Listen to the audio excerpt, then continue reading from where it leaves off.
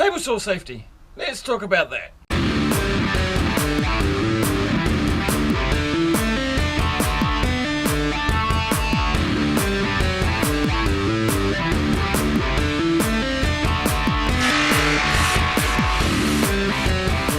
Let's go make something. The most important tip that I'm going to give you is this thing up here, your brain.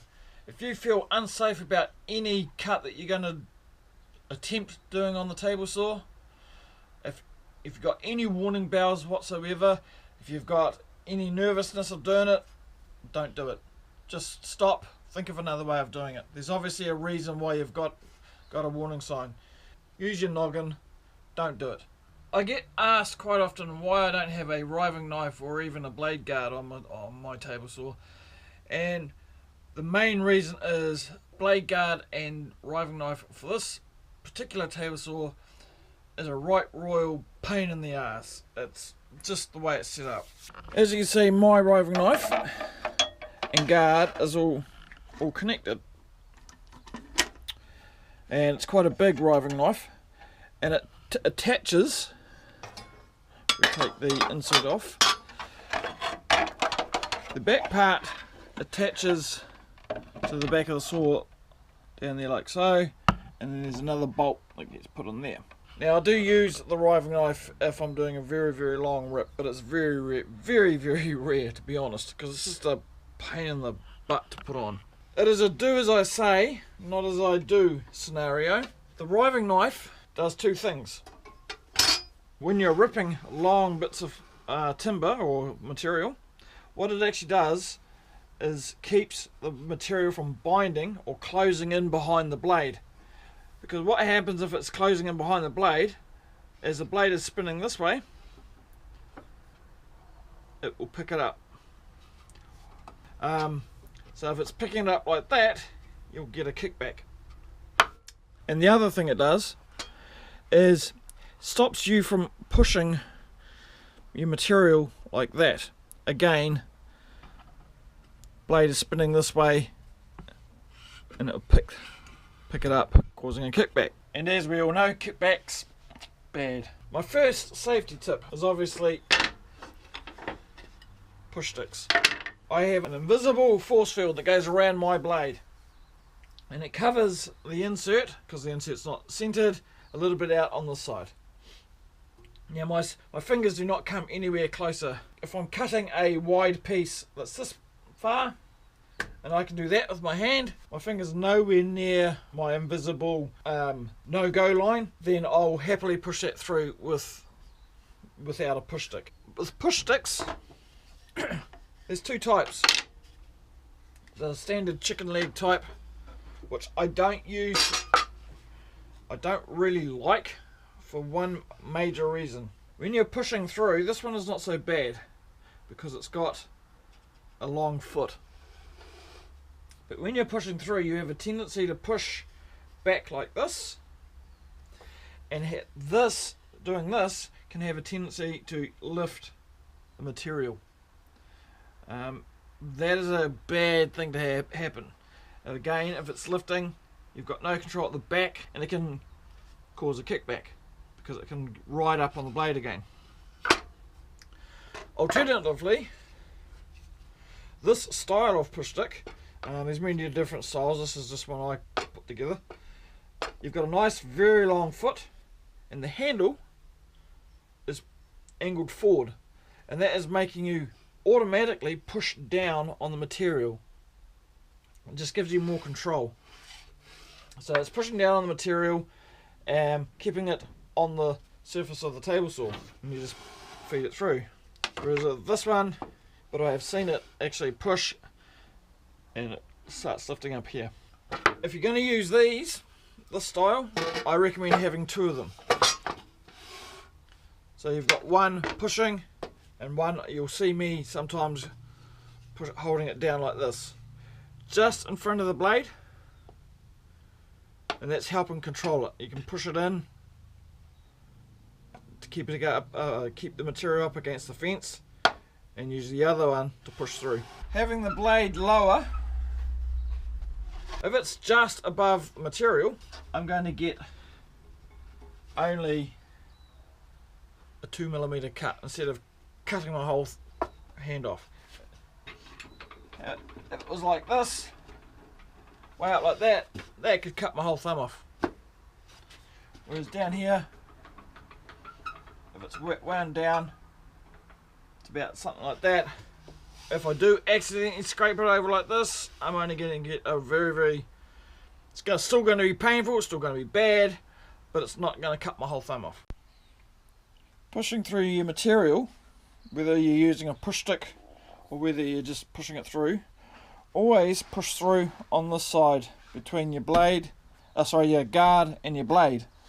If you push on this side and just guiding on the side and you push here, what's going to happen is it's going to slowly twist, and that is just a natural way, because it's your hand's going to naturally push like that as you reach forward. Could be very slightly, but it'll be enough to again catch on the rear of the blade and pick it up, give you a kickback, and again kickbacks are bad. So again, it's just pushing down on this side and you're only guiding on this side.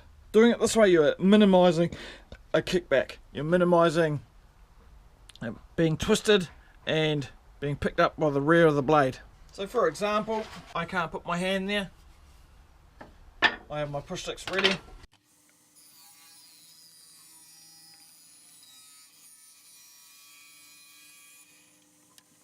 The other reason why it's lower, if it was higher and I'm cutting a smaller piece like this, even with a push stick, I'll wind that up. I've seen people have their blades right up like this. Even with a push stick, my hand's still getting pretty close to that blade. Instead of using a second push stick, if you've got feather boards, you can set up a feather board. And what the feather board helps do is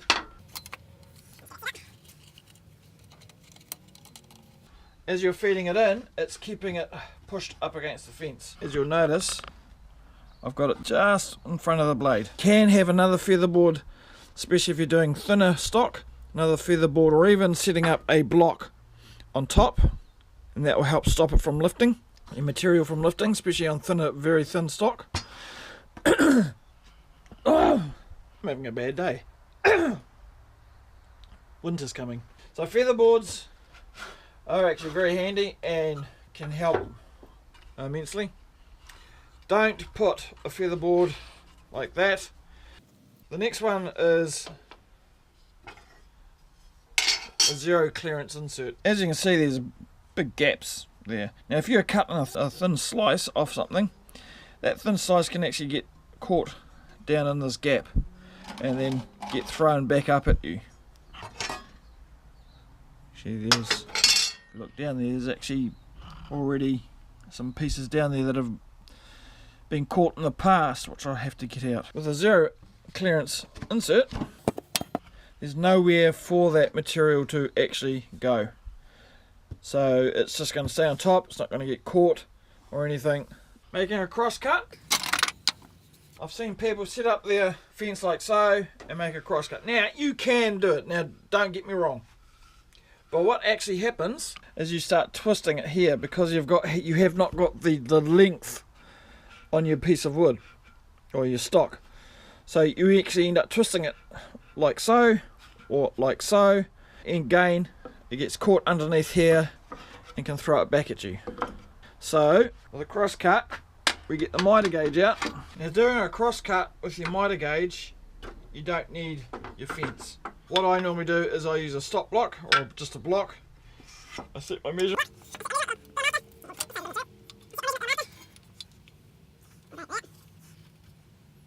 And what I do then, you don't want to use that and cut through. What actually has a tendency to happen is that there will jam in here, and we don't want that. So we normally put a space.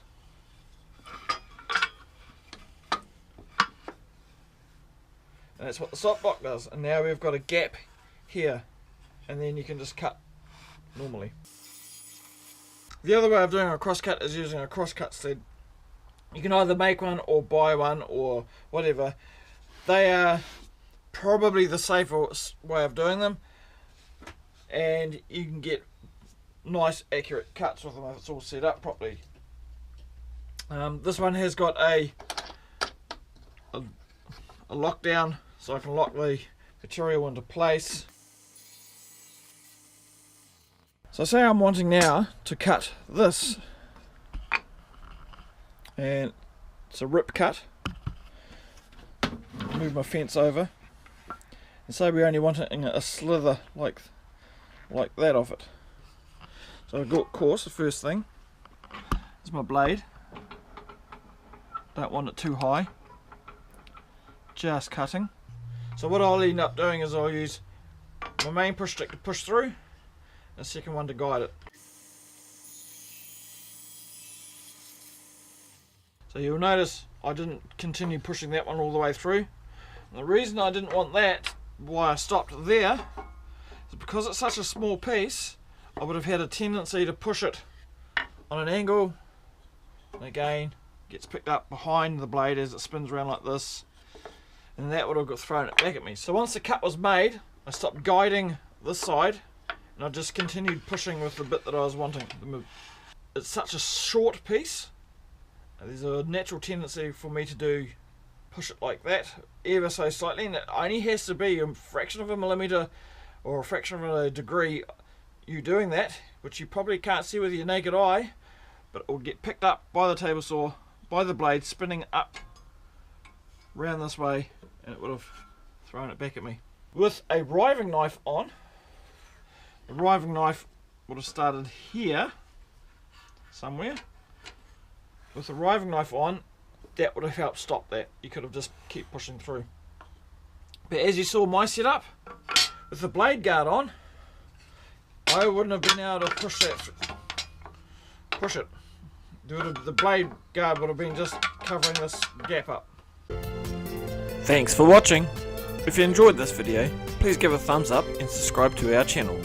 And remember to click the notification bell icon, that way you'll be notified when I upload a new video. You can find us on most social media, including Google+, Facebook, Pinterest, Twitter and Instagram. Please also consider supporting me on Patreon. See you next time.